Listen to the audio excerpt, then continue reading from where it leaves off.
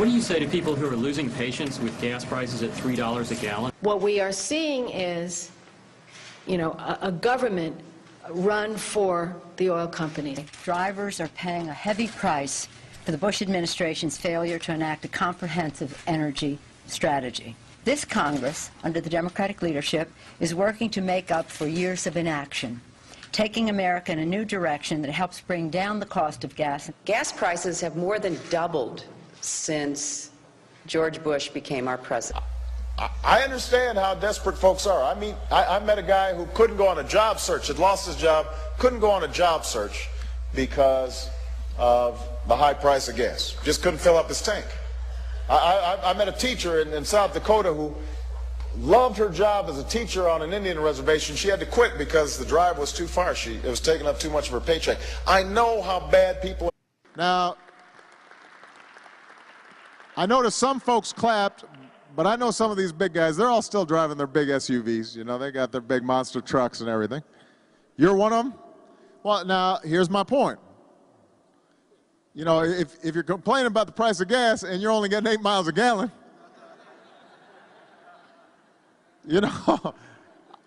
well, you may have a big family, but it's probably not that big. So, how many you have? 10 kids, you said? 10 kids?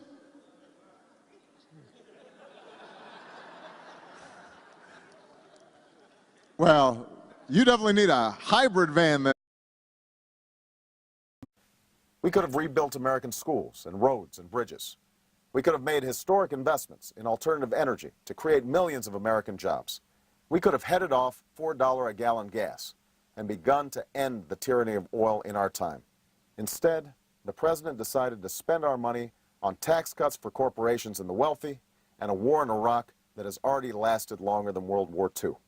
And Senator McCain has fully embraced these Bush policies.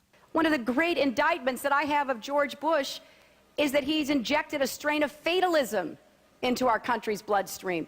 We can't solve the energy and global warming crisis. That'll wreck the economy. Well, the fact is, if we don't, we are wrecking our economy. What do you think $100 a barrel oil means to our economy? Since this administration took over in the executive branch, we are now paying more than double for gas than when President Bush first took office. During the past 8 years, our energy policy has been directed by the 2 oil men in the White House. Their failed policy has increased our dependence on foreign oil, damaged our economy, and left consumers paying record prices at the pump. What we are seeing is, a government run for the oil companies. Drivers are paying a heavy price for the Bush administration's failure to enact a comprehensive energy strategy. This Congress, under the Democratic leadership, is working to make up for years of inaction, taking America in a new direction that helps bring down the cost of gas. Gas prices have more than doubled since George Bush became our president. In every corner of our country, we're paying record gas prices. When prices first began to rise, it was a hassle. Then it became a burden. Now, it's a crisis for every American family. This week, Democrats offered a new plan, a clean break from the failed Bush policies that were literally written by the big oil companies. On President Bush's watch, American families are earning less today than they did 8 years ago, and that's the truth. Yet paying more than ever for everyday necessities like gasoline. In the first days of his presidency, President Bush put Vice President Cheney in charge of a secret energy task force. They invited the top oil company executives into the White House and told them to bring along their wish lists. It's really no surprise what happened next. With 2 oil men in the White House, gas prices have nearly tripled and oil company profits are up over 300%. For 8 years, 2 oil men in the White House have crafted this country's energy policy. And for 8 years, Big Oil has raked in unprecedented profits. Barack Obama summed up our sentiment on the Bush-McCain policy in one word: enough. At a time when our economy is in turmoil and wages are stagnant, hardworking families are struggling to pay rising costs, and few costs obviously are rising faster than the ones people pay at the pump.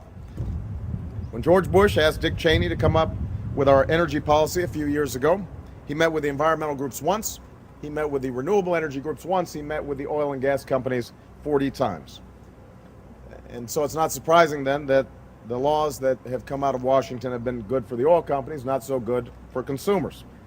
And it rejects Democratic proposals to crack down on oil company price gouging, even though big oil has reaped record profits while gas prices have shot through the roof.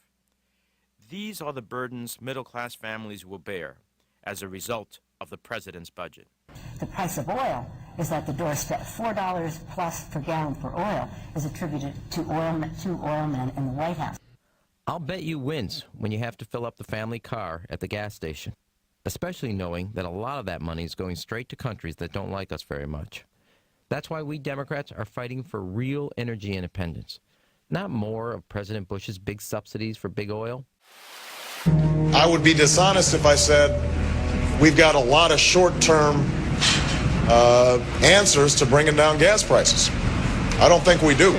Yet gas tax relief could save motorists $6.8 billion in taxes during the summer. What does Barack Obama think? A 3-month tax holiday is a bad idea.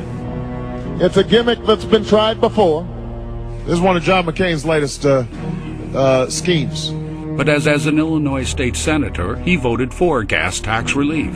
Since the gas lines of the 70s, Democrats and Republicans have talked about energy independence, but nothing's changed.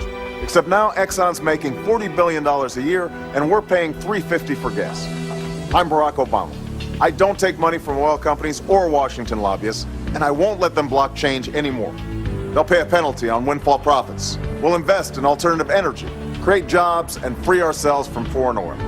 I approve this message because it's time Washington worked for you, not them.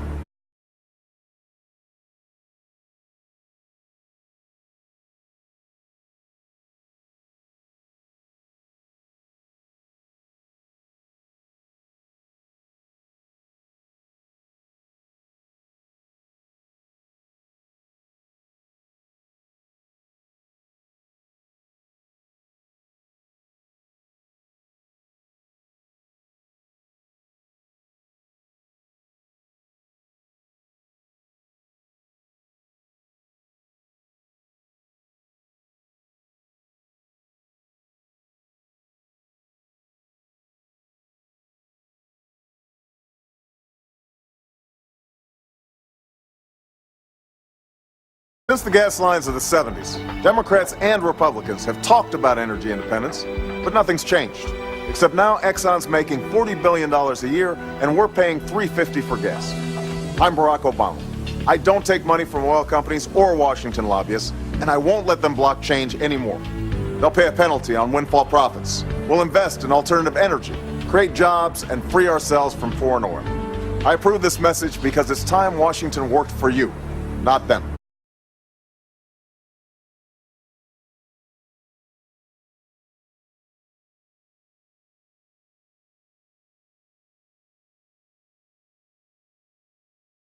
Energy Secretary was on the hot seat when Mississippi Republican Congressman Alan Nunnally asked if the Department of Energy is actively trying to lower fuel costs. But is the overall goal to get our price? No, the overall goal is to decrease our dependency on oil, to build and strengthen our economy, and to decrease our dependency on oil. Chu first irritated Republicans when he told the Wall Street Journal in 2008, quote, somehow we have to figure out how to boost the price of gasoline to the levels in Europe. The argument being if Americans are forced to pay $8 or more per gallon, that would help wean the country off fossil fuel.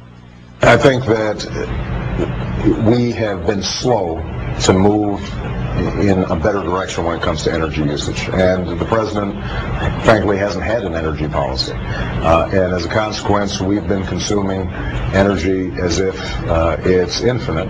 We now know that our demand is badly outstripping supply, with China and India growing as rapidly as they are. So could these high prices help us? I think that I would have preferred a gradual adjustment. The fact that this is such a shock to American pocketbooks is not a good thing. But if we take some steps right now to help people make the adjustment, first of all by putting more money into their pockets, but also by encouraging the market to adapt to these new circumstances more quickly, particularly U.S. automakers. I would have preferred a gradual adjustment. I think that I would have preferred a gradual adjustment.